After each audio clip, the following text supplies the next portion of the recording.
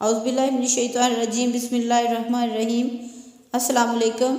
एक उस्ताद ने अपनी क्लास में फ़ेल होने वाले तालिब इल्म से फ़ेल होने की वजह पूछी तो उसने कुछ इस तरह जवाब दिया। उस्ताद जी, साल के 365 दिन होते हैं, रोज़ाना 8 घंटे सोने के निकालो तो 122 दिन बनते हैं। 365 माइनस 122 बाकी बचे 243 दिन।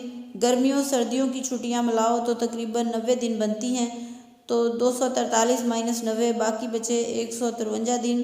पूरे साल में 52 अतवारें होती हैं तो 153 माइनस 52 बाकी बचे 101 दिन।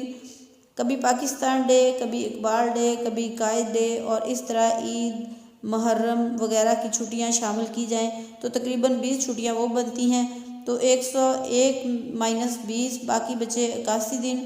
खाने पीने, नहाने, खेलने के अगर 5 घंटे भी लगाओ तो साल के हिसाब से 76 दिन बनते हैं। तो 81 माइनस 76 बाकी बचे 5 दिन।